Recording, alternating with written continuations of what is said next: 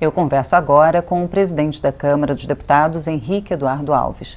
Presidente, a Câmara dos Deputados aprovou em segundo turno a proposta de emenda à Constituição que acaba com o voto secreto em todas as votações do Parlamento.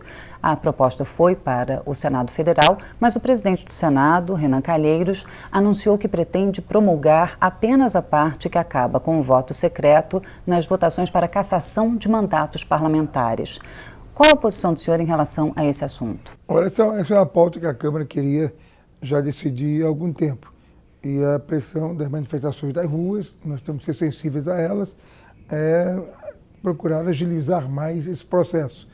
Então, criamos uma comissão especial para apreciar uma PEC que veio do Senado para a abertura do voto para a cassação de mandatos.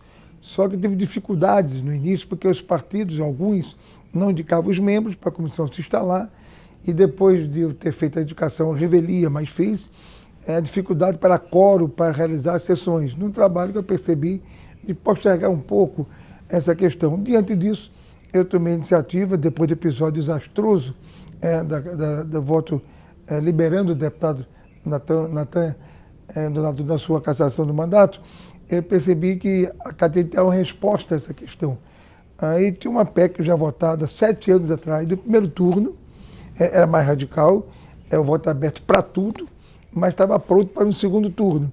Então, uma decisão política, eu preferia então pautar esta, que não dependia mais de comissão especial, de prazo regimental, convenci os líderes a aceitar essa proposta, todos concordaram, tanto que foi votação unânime, toda a casa votando a PEC que muda o procedimento do parlamentar, voto aberto em todas as questões, e até algumas que alguns partidos achavam inconvenientes, a questão do veto. O veto hoje é voto secreto para proteger o parlamentar das pressões do poder, né? A questão de indicação de procuradores, de ministros, né? Até protege o parlamentar para votar de maneira secreta, para não ter retaliação daquele que passou, mas teve voto contrário de alguns. Protege, portanto, essa questão do voto do parlamentar e da sua independência. Mas, diante da resposta necessária que a Câmara tinha que dar à questão do Nadon, em que a Câmara errou fragorosamente, nós votamos a PEC mais rápido de se votar. Foi para o Senado, e hoje eu vou ter a proposta que eu soube do senador Renan, para votarmos imediatamente aquele que é consenso. A abertura do voto em relação à cassação de mandato, que é a coisa mais urgente para ontem ou para hoje. E as outras demandas de voto aberto para tudo, para a indicação de embaixador, de procurador, de Banco Central, de vetos, isso o Senado precisa analisar melhor, até porque são votos dados pelos senadores em algumas questões. Por entender isso, e para que não demore esse processo da apreciação do veto, do voto para a cassação de mandato, eu vou concordar que se faça a promulgação logo do voto aberto para a cassação de mandato e as outras questões continuemos, no caso do Senado, a avaliar para uma decisão posterior. Presidente, o senhor acaba de considerar a votação a respeito da cassação do mandato do deputado Natan Donadon um fracasso. E a oposição recorreu ao Supremo Tribunal Federal. O ministro Luiz Roberto Barroso concedeu uma liminar suspendendo aquela sessão.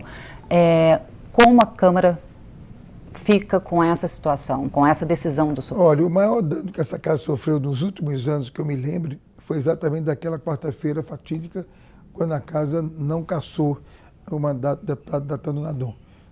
A casa que não tinha condições de examinar no mérito a questão, porque conheceu apenas no momento a defesa e a acusação, mas o Supremo, que fez toda a defesa e acusação longa de debate, de análise durante anos, no mérito a palavra foi do Supremo condenando. Portanto, ele foi condenado criminalmente, transitado em julgado e está cumprindo pena. Então a decisão do plenário era mais política, da questão da ética, de preservar a decisão do Supremo e entender que o parlamentar não poderia ser condenado à prisão em regime fechado, ter o mandato de deputado federal. Então aquela decisão surpreendeu a casa, eu acho, embora tenha dado o dobro dos votos para a cassação, mas não alcançou o número necessário por ausências, quase 100 deputados, que não estiveram presentes na sessão. Então, diante desse fato, eu suspendi o mandato dele, a Câmara não podia ficar com o parlamentar mesmo na sua composição, o Rondônia não podia ficar com o parlamentar mesmo na sua configuração, eu suspendi o seu mandato, convoquei o suplente que já tomou posse. Isso é o que eu podia fazer. Diante disso, a oposição recorreu para que fosse mudado o processo e fosse a mesa diretora, o processo de cassação, que não é. A Constituição diz, neste caso, de condenação criminal transitado e julgado, é o plenário da Câmara dos Deputados. Recorreu, o ministro Barroso deu uma liminar e criou uma contradição, porque ele cria uma excepcionalidade. Nestes casos, é a Câmara, ele entende que é a Câmara, mas por o deputado cumprir o mandato, mais uma prisão mais extensa que o seu mandato, abre uma exceção numa norma constitucional que não permite exceções. Então, diante disso, eu fui ao presidente Joaquim Barbosa, fiz um apelo a ele para que o pleno do Judiciário, o Supremo Tribunal Federal, no seu pleno, pudesse decidir essa questão. E ele prometeu que na próxima semana, na quarta-feira, portanto, que vem, o Supremo, no seu pleno, portanto, no seu coletivo, irá examinar a questão para que tenhamos, de uma vez por todas, a interpretação do texto constitucional no artigo 55, inciso 6, que determina o que a Câmara fez. Vamos aguardar essa decisão. Presidente, em relação à tramitação das medidas provisórias, essa semana a MP 615 chegou ao plenário da Câmara no início da tarde e teve que ser incluída logo no mesmo dia, no início da noite, causando uma revolta muito grande, a reclamação de vários líderes. O senhor anunciou que vai pedir ao presidente do Senado, Renan Calheiros, que as medidas provisórias cheguem, no mínimo, com 15 dias à Câmara, dando um prazo de 7 dias de análise. O senhor acha que esse é o prazo mínimo para que a Câmara possa analisar com calma? Esse é um erro que nós temos que corrigir, que não é do Senado, nem é da Câmara isoladamente, mas é da comissão mista composta por deputados e senadores. Um MP como esta, 615, complexa, importante, sobretudo em relação ao Nordeste, pelas medidas que trazem no seu bojo. Concede benefícios e subsídios aos produtores de cana-de-açúcar e de etanol. Etanol. E outras reivindicações que lá estão contidas. Chegou à Câmara dos Deputados às 13 horas e 20 minutos, para que 513 deputados analisassem e votassem conscientemente a partir das 17 horas. Impossível. O Senado já faz corretamente uma prática de que só votará a medida provisória que chegue 7 dias antes do dia final, do prazo final, portanto, para a sua aprovação. Então, o Senado se resguarda, exigindo 7 dias antes do prazo fatal que ela chegue lá. Mas não pode exigir-se da Câmara que, chegando numa tarde, se vote à noite por conta desse prazo que o Senado exige. Então, nós estamos combinando com o Senado que tanto ele preserve os seus 7 dias antes do prazo fatal para estudar e decidir a matéria, que chegue 15 dias antes à Câmara, para que a Câmara possa também dispor desse tempo para analisar, discutir e votar a matéria. Eu acho que isso preserva a consciência do parlamentar na hora de uma votação importante, todas elas embutidas em medidas provisórias. Esta, por exemplo, tem mais de 20 destaques, apontando vários temas. Como é que em poucas horas destaques complexos podiam ser votados por 503 deputados? Então, este erro nós vamos corrigir e a Câmara não votará mais nenhuma medida provisória que não chegue respeitando esse prazo do Senado, com prazo também para a Câmara poder examiná-la e votá-la conscientemente. Sobre o projeto de lei que o governo encaminhou com pedido de urgência que cria um novo código para o setor da mineração, os deputados querem mais tempo para analisar o texto. O senhor vai pedir a retirada do pedido de urgência? O governo agiu certo quando carimbou com urgência constitucional.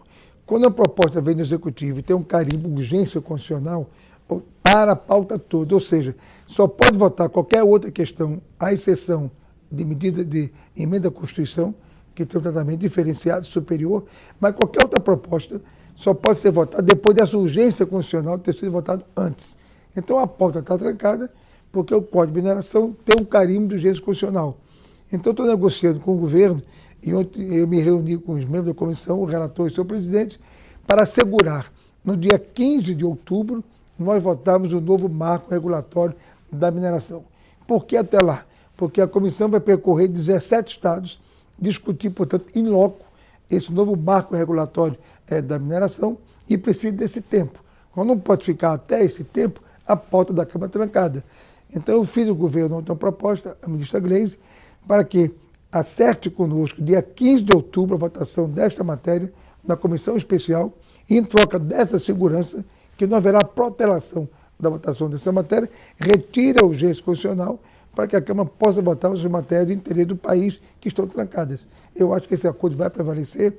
Na semana que vem, acredito que o governo retire a urgência constitucional e a gente possa votar outras matérias demandadas na Câmara dos Deputados.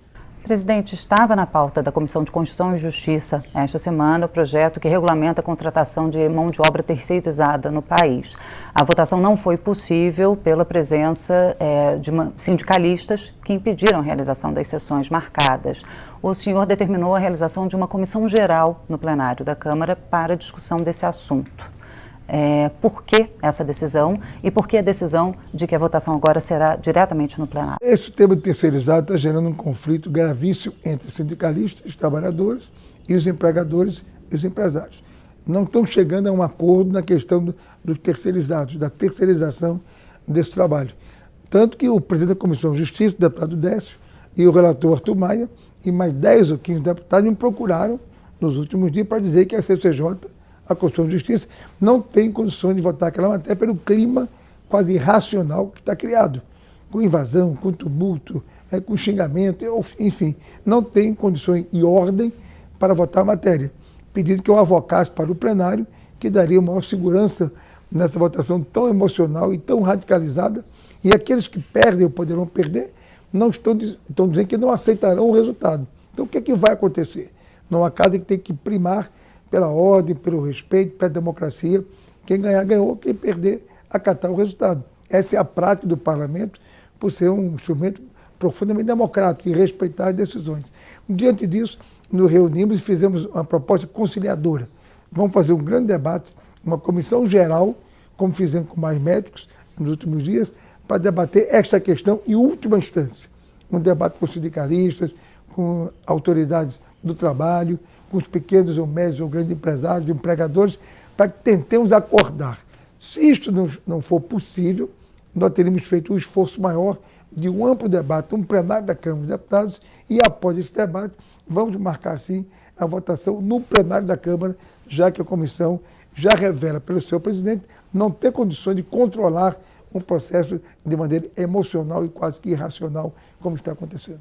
O senhor falou justamente sobre a comissão geral, sobre o programa Mais Médicos. O senhor espera uma votação tranquila ou um debate ainda mais acirrado em relação à medida provisória que criou o programa Mais Médicos? Esse é outro tema que mexe muito com o país inteiro, tanto da mesma forma, um debate emocional, radicalismo de parte a parte, método de Cuba, método não sei de quê, para lá, para cá, o governo tem suas razões, os métodos reais, enfim.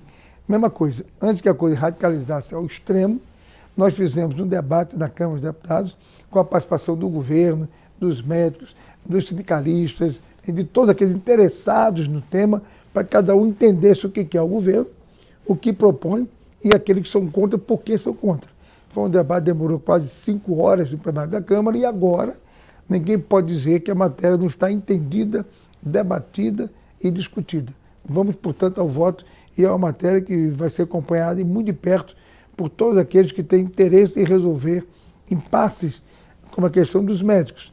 Há municípios do meu estado, Rio Grande do Norte, por exemplo, que não tem um médico e o município não consegue, pagando, chamando, promovendo, não consegue médico para dezenas de cidades do meu estado e milhares no país. Então tem que se resolver essa questão, mas tem que cuidar para que não seja de forma arbitrária, atropelando direitos daqueles que defendem o trabalho respeitado na lei trabalhista, na relação com o próprio governo que o está contratando. Então essa matéria vai a voto sim. Nos próximos dias eu espero que faça a votação mais consciente e mais democrática possível. Presidente, um último assunto. O plenário da Câmara já realizou 3 sessões de discussão sobre o novo Código de Processo Civil. Já há uma data marcada e eu gostaria que o senhor falasse também sobre a importância de uma nova lei regulamentando o processo civil. Ora, o novo Código de Processo Civil, ele será o primeiro no regime democrático. Para ter ideia da importância desse tema, que vai agilizar o processo da justiça, vai respeitar mais o direito do cidadão, que hoje sofre muito em todo esse procedimento, em todas as escalas, em todos os níveis sociais, e tanto se reclama, não é só do legislativo, não, nem das falhas executivas, não, do processo judiciário, as lentidões, os processos que não se resolvem. Cada processo, você imaginar, recorrer à justiça, no mínimo 5, 6 anos, as pessoas morrem e continuam tramitando sem uma decisão, que afeta patrimônio, afeta a família, afeta a herança, afeta filhos, gerações. Então, tem que ter uma justiça mais ágil, mais próxima, mais eficaz. E esse novo Código de Processo Civil, que diz direito diretamente ao cidadão, né? Ele está, portanto, sendo discutido há mais de 2 anos. Recebeu mais de 900 emendas.